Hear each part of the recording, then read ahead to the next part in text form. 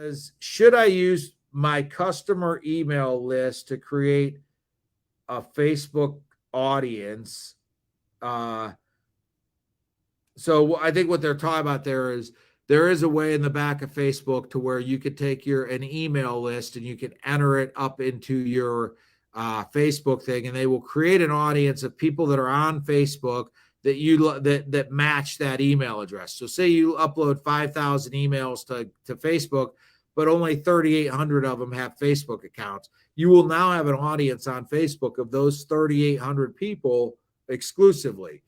So you can then run ads that don't show up on your social media page per se, but that you can run them specifically to target those 30 people. Now, where that may come in is those people, typically, if you have their email, in a lot of cases, that maybe means they've done business with you in the past. So you can run some pretty innovative remarketing campaigns to sort of say, if somebody's used your service in the past, sort of run an ad specific to that audience that speaks to them as if they are a past customer, and give them a benefit to come back for additional service or things like that. So there is a way to utilize that to reach people that have already done business with you and reach back out to them and hopefully bring in more business or maybe create a referral opportunity or something of that nature.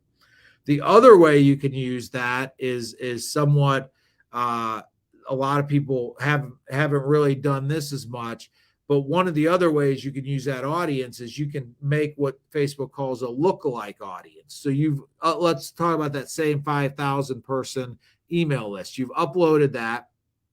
What Facebook will do is they will find common traits among those 5,000 people, or we had said there's 3,800 that match up to a Facebook account. So they'll take that 3,800 and they will find common traits among those 3,800 people. And then what you could do to Facebook is say, please create a lookalike audience of 50,000 people that look like those 3,800 people. So they will match those common traits that those 3,800 people have. They will look for another 50,000 people that have those same shared traits.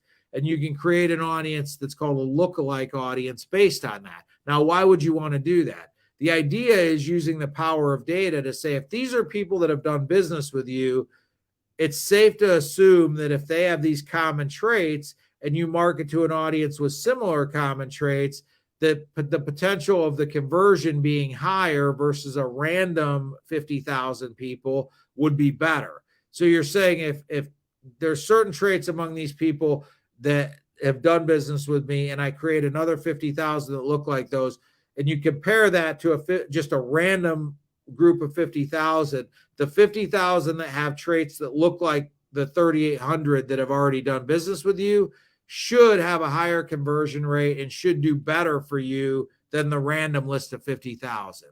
So that's the reason you would want to create a lookalike audience and utilize those. As with anything else with marketing related, you have to do some testing. Create a lookalike audience, run some ads, see if in fact that's true. In some cases, we've seen clients get really good results with lookalike audiences, and in other cases, not so much. You have to do the testing. You have to do run the ads and see what the data is. In certain situations, maybe those common traits really do relate really well to somebody that would convert. And in other cases, maybe they don't relate at all. So the only way you're going to find that out is to run those ads and look at the results and test the results. So that's the two different ways that you could utilize an email list you have maybe from your CRM or something like that to actually try to improve your social media marketing.